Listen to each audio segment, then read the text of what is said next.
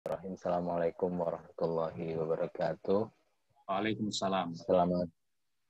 Selamat pagi Bapak dan Ibu sekalian. Salam sejahtera. Alhamdulillah ketemu lagi pagi ini. Pagi ini saya mau share, sebenarnya ini dari buku Sufism and Taoism, Toshiko Izutsu. Kemudian diterjemahkan ke dalam bahasa Indonesia, itu dipisah. Jadi satu buku khusus Sufisme dan satu buku lagi khusus Taoisme. Tapi buku aslinya yang dalam bahasa Inggris itu Sufism and Taoism, yang ditulis oleh Toshihiko Izutsu. Jadi perbandingan antara Sufisme oleh Ibn Arabi dan juga Taoisme oleh Lao Tzu.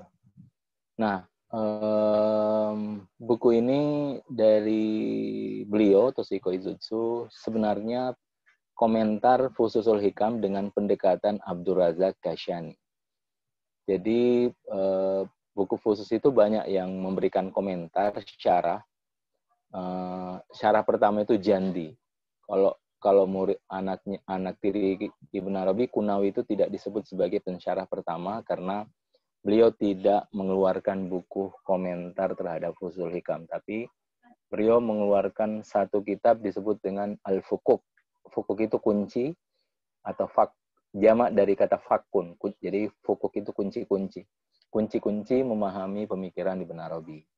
Jadi pensyarah pertama itu Jandi, lalu kedua Abdurrazak Kashani, lalu masuk ke pensyarah-pensyarah komentar-komentar selanjutnya. Nah, buku ini ditulis oleh Toshihiko Izutsu sebagai pengantar untuk menjelaskan pemikiran Ibn Arabi. Nah, cuma yang menarik karena beliau tidak langsung membahas wahdatul wujud atau membahas tentang ini ya, tentang ketunggalan eksistensi atau hakikat mutlak. Tapi beliau membawa kita menjelaskan sebenarnya yang mana yang disebut dengan realitas. Makanya judul pertama, bab pertama di buku Sufisme ini mimpi dan nyata. Kalau ingat film Matrix itu juga dimulai dengan what is reality, gitu kan. Film Matrix itu langsung kita diperhadapkan sebenarnya realitas itu apa.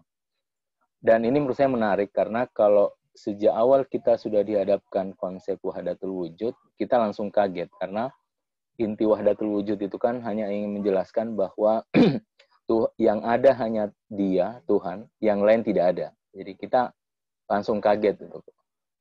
Oh, berarti kita tidak ada gitu karena yang ada hanya Dia, lalu yang lain tidak ada.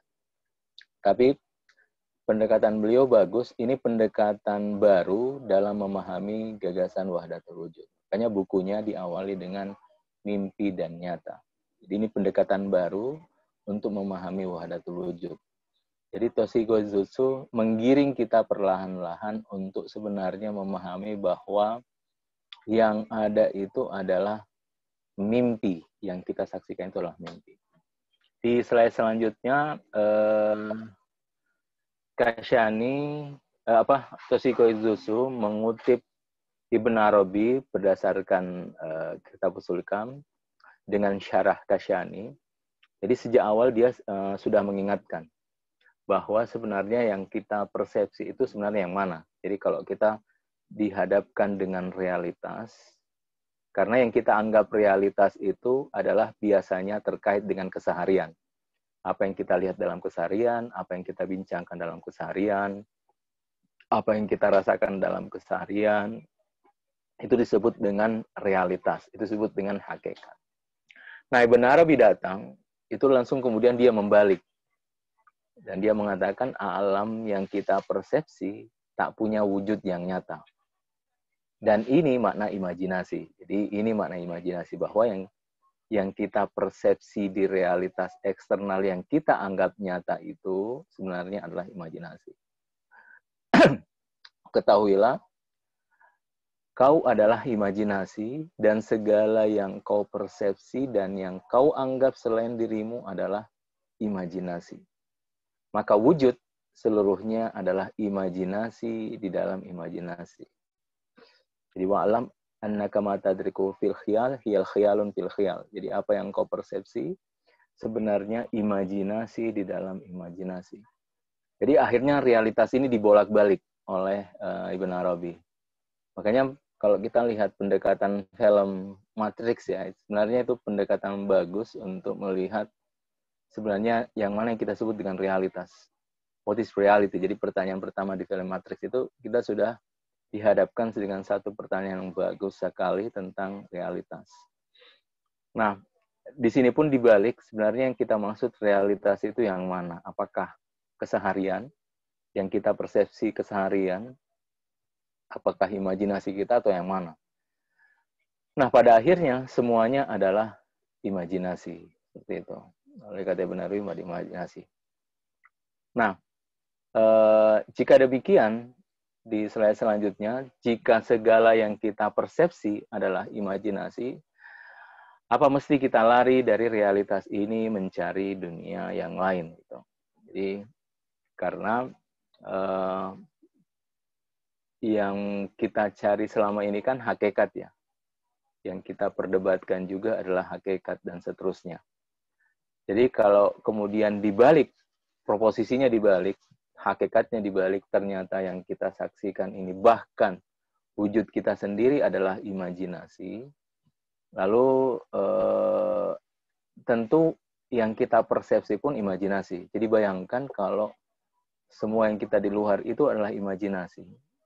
Lalu kemudian yang dipersepsi, otomatis yang kita persepsi juga imajinasi, bahkan wujud kita pun adalah imajinasi.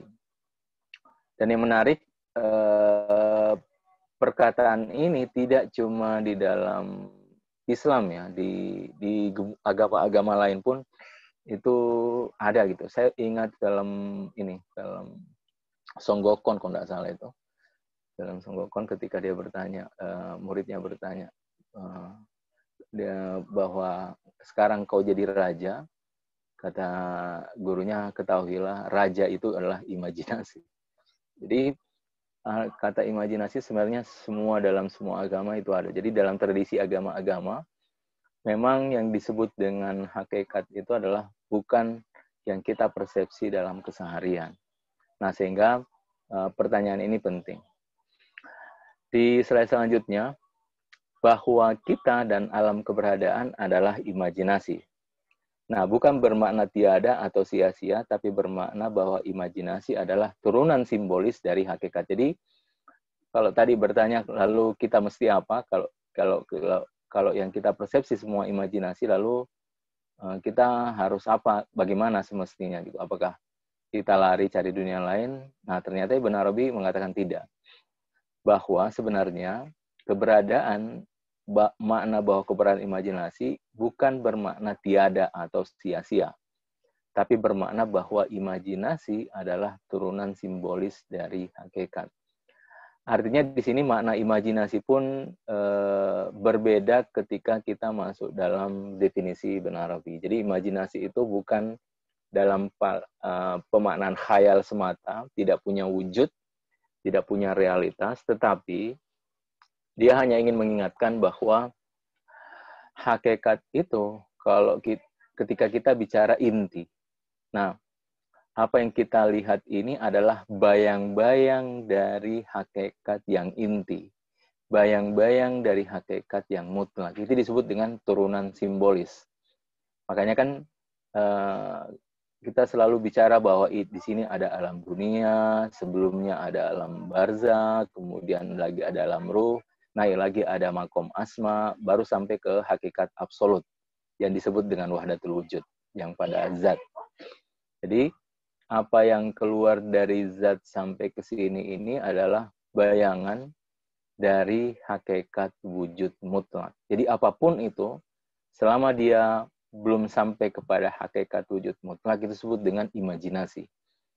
Nah, karena imajinasi ini berlapis-lapis, makanya muncullah kata-kata bahwa apa yang kau persepsi adalah imajinasi di dalam imajinasi. Makanya kata Toshiko ini bermakna bahwa imajinasi adalah turunan simbolis dari hakikat. Nah, oleh karena itu, di slide selanjutnya, cara untuk melihat sebenarnya justru harus dibalik. Caranya harus dibalik dalam melihat realitas. Karena ternyata, kenapa harus dibalik? Karena ternyata yang kita persepsi ini adalah imajinasi. Jadi kalau kita bertanya tentang hakikat, dan ternyata yang kita lihat di luar ini, termasuk yang masuk ke dalam persepsi kita juga adalah imajinasi, maka otomatis kita harus menakwil. Makanya di sini ada bahasa takwil. Misalnya kalau kita mimpi, mimpi itu kan kita takwil. Oh, maksudnya begini. Seperti Nabi Yusuf alaihissalam ketika beliau bermimpi melihat matahari, bulan, dan bintang-bintang. Kemudian ketika beliau jadi raja, dia mengatakan, Hazat ta'wilir ru'yaya min qabl. Inilah takwil mimpiku sebelumnya. Jadi dari bahasa simbolis mimpi, langsung kemudian ke hakikat, di realitas eksternal. Nah, jadi cara untuk melewati dari imajinasi ke hakikat adalah dengan cara penakwilan sebagaimana yang terjadi di alam mimpi. Di slide selanjutnya, nah, oleh karena itu dalam gagasan Ibn Arabi, imajinasi selalu diperlawankan dengan hakikat mutlak yang absolut. Oleh karena itu, imajinasi atau mimpi adalah derajat penampakan tertentu atas hakikat mutlak. Dan inilah juga bagian dari makna imajinasi. Jadi sehingga di sini hanya ada dua realitas, ada bayang-bayang dan ada hakikat mutlak atau matahari dan bayang-bayangnya. Jadi bayang-bayang itu, cahaya itu adalah yang keluar dari hakikat matahari, semua imajinasi, yang hakikat itu hanya matahari. Nah, semakin jauh dia dari matahari, imajinasinya tentu berlapis-lapis sampai ke derajat yang paling batin yang disebut dengan hakikat tadi. Nah, oleh karena itu, imajinasi atau mimpi adalah derajat penampakan tertentu. Jadi masing-masing dari kita adalah derajat penampakan dari hakikat mutlak ilahi. Di slide selanjutnya, mukasyafah para nabi disebut dengan ar-ru'ya as-shadiqah atau mimpi yang benar. Bahkan persepsi-persepsi keseharian mereka adalah imajinasi. Tentu dengan kondisi yang berbeda dengan mimpi. Nah, para nabi karena dia sudah mukasyafah atau menyaksikan, bahkan kesadarannya pun adalah mimpi. Jadi kalau kita lihat tembok, ya tembok gitu. Para nabi ketika lihat tembok itu kayak mimpi. Maksudnya dia bisa menakwil apa yang ada di tembok atau menyaksikan apa yang ada di balik tembok. Jadi dia sudah otomatis tersambung antara dunia mimpi dengan nyata. Karena dunia ini kan paralel ya, tidak terpisah, semuanya dalam kondisi sekarang. Jadi alam dunia, barzah, ruh, dan seterusnya itu dalam kondisi sekarang. Jadi tidak ada yang disebut dengan tingkatan, semuanya tersambung dan bersifat paralel. Sehingga ketika orang masuk tersambung dengan alam batin, sebelum dan setelah dia akan tahu. Atau ya, tidak ada lagi kemarin dan esok, karena bagi dia sudah masuk ke hakikat yang nyata. Nah, para nabi ini karena sudah mukasyafah, yang disebut dengan ar-ru'ya as-shadiqah, nah, maka persepsi keseharian pun mereka adalah imajinasi. Nah, tentu dengan kondisi yang berbeda dengan mimpi. Maksudnya, kalau mimpi kan fakultas yang bekerja berbeda, kalau kita sadar juga fakultas yang bekerja juga berbeda. Kalau sadar seperti ini, yang bekerja adalah fakultas yang ada dalam fisik kita, materi kita. Makanya kalau kita mau suluk, ya harus menonaktifkan itu agar yang aktif fakultas batin. Kayak mimpi.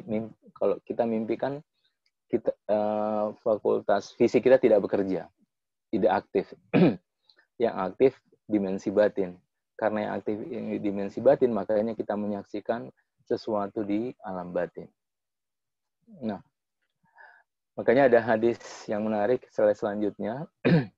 An-nasu niyamun izamatu intabahu. Kebanyakan manusia tertidur. Mereka sadar saat mereka mati. Ini hadis dari Rasulullah. Dan Toshiko Izutsu memasukkan hadis ini sebagai tafsir atas apa yang kita saksikan. Jadi kita tidak ubahnya seperti mimpi, meskipun kita sadar tapi mimpi. Kenapa? Karena kita tidak menakwil apa yang kita saksikan. Nah, nanti kita mati, baru kita tahu, oh ternyata maksudnya seperti ini, bahwa yang kita saksikan itu ada makna yang lebih dari yang kita persepsi dari keseharian. Makanya an-nasu ni'amun idza matu intabahu. Kebanyakan manusia tertidur, mereka sadar saat mereka mati. Jadi kita semua terjebak di dalam alam khayal kita sendiri yang kita sebut dengan imajinasi. Nah, di buku Toshiko Izutsu dengan menukil Abdul Razak Kashani, dia menyatakan begini, adapun perbedaan antara Rasulullah dengan Nabi Yusuf alaihissalam, Yusuf alaihissalam menganggap bentuk indrawi realitas eksternal sebagai hakikat. Namun Rasulullah menganggap bentuk eksternal indrawi pun adalah imajinasi. Bahkan imajinasi di dalam imajinasi. Nah, ini perbedaan antara Nabi Yusuf dengan Rasulullah. Nabi Yusuf kan mimpi melihat bulan, matahari, dan bintang-bintang. Lalu kemudian beliau menakwil dari alam simbolik mimpi ke realitas eksternal di dalam dunia ini ketika beliau jadi raja. Jadi penakwilannya itu dari mimpi ke alam dunia. Nah, Rasulullah dibalik. Bahkan di alam dunia pun harus dikembalikan gitu. Jadi makanya penakwilan itu dua model. Ada dari mimpi ke alam dunia, ada dari alam dunia ke alam mimpi, karena mimpi itu alam barzah ya.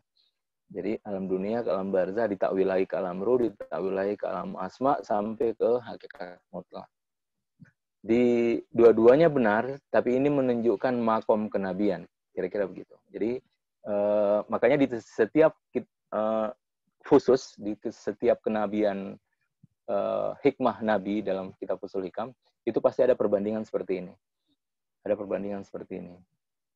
Untuk menekankan bagaimana apa yang terjadi kepada Rasulullah ada terjadi kepada Nabi yang lain. Makanya ada hadis tadi, an-nasu ni'amun idza matu intabahu. Kebanyakan manusia tertidur, mereka sadar saat mereka mati. Kenapa? Karena begini, Rasulullah mengajak bahwa yang kita saksikan pun harus ditakwil. Jadi bukan cuma di mimpi ditakwil ke alam nyata, tapi sebaliknya alam nyata pun mesti ditakwil untuk sampai kepada hakikatnya. Nah, makanya di slide selanjutnya ada pertanyaan, lalu mana yang mesti kita takwil? Apakah yang terlihat di mimpi atau realitas yang kita temukan dalam keseharian? Nah, dua-duanya harus ditakwil, baik itu dari mimpi maupun realitas eksternal. Dua-duanya punya porsi masing-masing dalam menakwil. Cuma pada intinya, karena kita bicara tentang hakikat, bahkan yang kita lihat dalam keseharian pun itu mesti kita takwil. Nah, makanya di sini perlu ada pembahasan tazkiyah, riyadhah, suluk, dan seterusnya, laku, berjalan, ya karena kita berusaha mencoba melewati alam nyata ini masuk ke realitas eksternal. Sebab itu di slide selanjutnya, dari sini dapat terlihat bahwa dalam gagasan Ibn Arabi, yang kita sebut selama ini sebagai hakikat sebenarnya hanya imajinasi semata. Jadi bahkan imajinasi di dalam imajinasi. Pada akhirnya kesimpulannya seperti itu. Oke. Nah, dari sini ini yang menarik sebenarnya di Toshiko Izutsu. Toshiko Izutsu kemudian menarik satu hubungan ini dengan satu bentuk penakwilan yang sangat indah berdasarkan tafsir Abdul Razak Kashani dalam kitab Ushul Hikam. Jadi analisa dalam melihat relasi antara takwil dan mimpi dalam kisah mimpi Nabi Ibrahim alaihissalam yang menyembelih anaknya Ishak versi Izutsu, dan kebanyakan para penafsir Ibn Arabi yang disembelih itu bukan Ismail tapi Ishak. Karena di Fasu Ishak, di kenabian Ishak lah bercerita tentang penyembelihan itu kepada beliau. Tapi meskipun kontroversi sebenarnya yang mana. Nah, ini kita bicara slide selanjutnya, kita mengambil ayat penafsiran Abdul Razak Kashani. Ya bunaya inni arafil manam anni azbahuka. wahai anakku, sungguhnya aku aro fil manam, melihatmu di mimpi, anni azbahuka. Nah, kalau kita masuk dalam istilah sufi, kan tadi Toshiko Izutsu memulai dengan mimpi yang benar, ar-ru'ya as-shadika. Kalau manam itu pasti mimpi yang benar. Jadi manam itu pasti mimpi yang benar. Makanya dalam istilah sufi, kalau manam itu istilah bagian dari mimpi yang benar. Nah, dalam Al-Qur'an ini dia Al-Qur'an menggunakan kalimat al-manam. Ya bunaya anni aro fil manam. Anni azbahuka, bahwa aku menyembelihmu, seperti itu. Bahwa aku menyembelihmu. Nah, di sini ada satu proses penakwilan yang menarik. Jadi karena Nabi Ibrahim alaihissalam justru tidak menakwil mimpinya. Jadi karena dia datang 3 kali berturut-turut, mimpi itu datang 3 kali berturut-turut karena dia mimpi menyembelih anaknya. Jadi fitrah sebagai seorang insan manusia itu pasti bertanya, kenapa ada perintah seperti ini? Jadi kenapa ada perintah seperti ini? Jadi ini pun sebejat apapun misalnya seorang ayah itu pasti tidak akan menyembelih anaknya sendiri. Sehingga dia ragu, tapi keraguan itu justru datang berkali-kali dalam mimpi. Sehingga 3 hari kan. 3 hari setelah hari ketiga baru dia iakan. Nah, yang menarik di sini ujian terbesar Nabi Ibrahim itu bukan menyembelih atau tidak. Jadi dalam tafsir Abdul Razak Asyani, ujian terbesar itu bukan apakah dia menyembelih atau tidak, tapi ujian terbesarnya adalah apakah beliau mau menakwil mimpinya atau tidak. Apakah beliau mau menakwil mimpinya atau tidak. Nah, cuma yang menarik, Nabi Ibrahim alaihissalam kalau mimpinya semua mimpi yang tidak butuh takwil. Maksudnya apa? Jadi kalau beliau mimpi misalnya semalam saya mimpi Zoom seperti ini. Ya pagi ini saya benar-benar Zoom. Itu maksudnya mimpi yang tidak butuh takwil. Benar-benar nyata seperti yang dilihat di dalam mimpi. Karena mimpi kan ada 3. Ada mimpi yang bunga mimpi tidak punya makna sama sekali. Ada mimpi yang butuh takwil. Dan ada mimpi yang benar-benar kenyataan. Nah, Nabi Ibrahim kalau mimpi itu benar-benar kenyataan. Jadi beliau tidak pernah mimpi yang membutuhkan takwil. Kalau seperti Nabi Yusuf, beliau mimpi yang butuh takwil. Beliau lihat matahari, bulan, dan bintang. Beliau mimpi, akhirnya beliau menakwil. Oh, nanti begini. Ada kan buku takwil ya. Buku takwil kan banyak, kayak takwil primbon dan seterusnya. Itu rahasia-rahasia yang terkait dengan takwil mimpi. Nah, ada bagian mimpi yang benar-benar kenyataan. Makanya contohnya misalnya semalam saya mimpi Zoom seperti ini, benar-benar pagi ini kejadian seperti ini. Disebut dengan mimpi yang nyata. Nah, Nabi Ibrahim, karena mimpi beliau terus-menerus seperti itu, akhirnya beliau ragu. Ini ditakwil atau tidak ya? Seperti itu. Nah, karena cintanya, makanya Nabi Ibrahim kan disebut Khalilullah. Karena cinta kepada ilahi beliau lebih dominan, akhirnya beliau tidak menakwil mimpinya. Nah, seandainya beliau menakwil, dia akan sampai bahwa perintahnya bukan Ishak, tapi domba. Seperti itu. Ini kata Brother Asyani, seandainya beliau menakwil mimpinya, beliau akan sampai kepada domba tadi. Bahwa penyembelihan itu bukan anaknya, tapi domba. Makanya di slide selanjutnya, di masih ayat yang sama, ini yang menarik. Qad saddaqta ar-ru'ya. Jadi, kata Tuhan, wahai Nabi Ibrahim, engkau membenarkan mimpimu. Jadi, engkau membenarkan mimpimu, maksudnya Nabi Ibrahim memang tidak mau menakwil mimpinya. Sehingga dia membenarkan bahwa ya, memang perintahnya sembelih. Seperti itu. Nah, jadi seandainya beliau mau menakwil, karena beliau seorang nabi, pasti tahu ilmu takwil, dia akan sampai kepada domba tadi. Tapi karena kecintaan yang luar biasa kepada Tuhan, itu beliau tidak menakwil dan melihat mimpi-mimpi sebelumnya yang tidak pernah mimpi takwil. Bahwa ini benar-benar perintah dari Allah Subhanahu wa taala.